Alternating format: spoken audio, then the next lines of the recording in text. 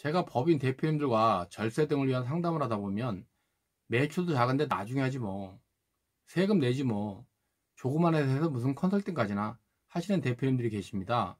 컨설팅을 받고 안 받고 하는 건 대표님 자유지만 문제는 그러다가 나중에 세금 폭탄을 맞고 안 맞고 하는 것은 대표님 자유가 아니라는 겁니다. 언젠가 그런 말을 들은 기억이 있습니다. 일을 미루는 것은 악마가 인간에게 준 선물이라고. 악마의 선물을 받고 세금 폭탄을 맞으시겠습니까?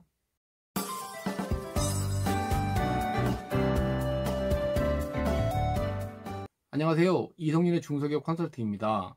기장세무사가 알아서 다 해주고 있고 매년 세금을 내고 있는데 뭔 세금 폭탄을 맞는다는 거야? 라고 생각하시는 대표님들은 법인의 특징과 소득세가 누진세율이라는 것을 잊고 계시기 때문입니다. 개인사업자를 운영하시는 경우에는 어찌하셔도 관계없습니다. 개인사업자는 사소한 건 있지만 크게 보면 절세 전략을 적용할 만한 것이 없고 매년 결산해서 다음해 5월 말이나 6월 말에 세금이 많든 적든 세금 내고 남은 이익은 현금이 있든 없든 대표님 소득이고 더 이상 세금 낼 일이 없으니까요. 하지만 법인은 다릅니다. 법인은 대표님이 보수, 즉 급여를 가져가시면 해당 금액은 비용 처리가 돼서 법인세 납부 대상이 아니지만 대표님 개인은 급여에 대해서 직원들처럼 근로소득세를 내시고 법인은 비용 반영 후 발생된 이익에 대해서는 법인세를 내게 됩니다. 문제는 근로소득세나 법인세는 개인사업자의 사업소득세처럼 해당 연도에 해당 금액에 대해서 한 번만 내면 되지만 법인세를 내고 남은 당기 순이익은 미처분 이익이용으로 누적 관리가 된다는 겁니다. 미처분 이익이용은 기본적으로 회사의 운영자금이나 투자자금으로 사용이 되지만 궁극적으로는 투자한 주주들의 몫이라고 할 수 있기 때문에 법인의 양도 청산 시에는 주주들에게 환원이 되게 됩니다. 그런데 우리나라의 대부분의 중소법인들은 대표님이 과점주주이거나 단독주주인 경우가 많아서 환원 과정에서 대표님이 배당 소득세를 납부하게 되는데요.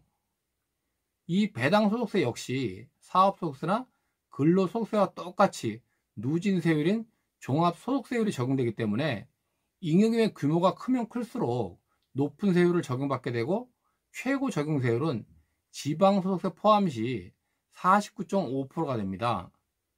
여기에 건강보험료까지 합산하면 60%에 가까운 세금을 납부하게 된다는 거거든요.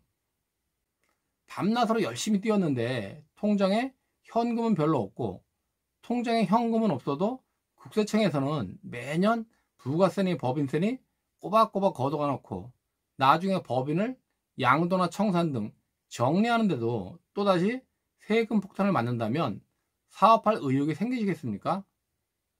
안 그래도 최저임금의 급격한 인상에 근로시간 단축, 유급휴일 확대 등 중소기업을 운영하는데 어려움이 더욱 가중되고 있는데 말이죠. 자, 그러면 컨설팅을 받으면 세금을 안 내느냐? 결코 그건 아닙니다. 다만 기장 세무사님들은 기장을 하시는 분들이기 때문에 기장을 제대로 하시는 데만 신경 쓰기도 바쁘셔서 이익이용 환원 등 대표님 개인 소득세 절감을 비롯한 효율적인 자본 환원 전략을 수립하고 시행해 주기에는 한계가 있으니까 별도의 절세 전략을 수립, 적용해서 분산 환원할 필요가 있다는 말씀을 드리는 겁니다.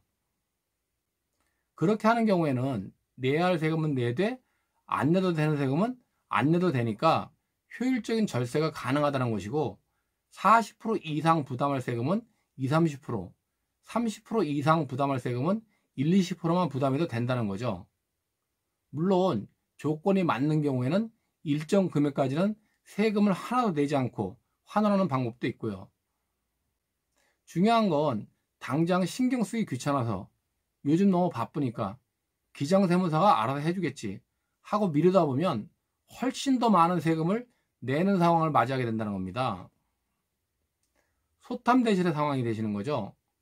따라서 앞으로는 모든 걸 기장세무사에게 맡기고 일만 열심히 하실 게 아니라 당기순이익은 얼마나 났는지, 서류상으로는 이익이익은 얼마나 되는지, 나중에 승계나 양도 청산 시 한꺼번에 이익 이용을 환원 시에는 세금이 어느 정도 되는지 정도는 관심을 가지고 확인해 보실 필요가 있습니다. 그 정도는 알고 계셔야 나중에 세금 폭탄을 맞는 건 아닌지, 안 맞으려면 사전에 어떤 절세 전략을 수립해서 시행해야 하는지를 생각해 보시게 될 겁니다. 이상으로 나중에 이익 잉여로 인한 세금 폭탄을 피하기 위해서는 사전에 철저한 절세 전략을 통해서 분산 환원 정책을 써야 한다는 말씀을 드렸습니다. 궁금하신 사항이 있으시면 댓글이나 연락 주십시오.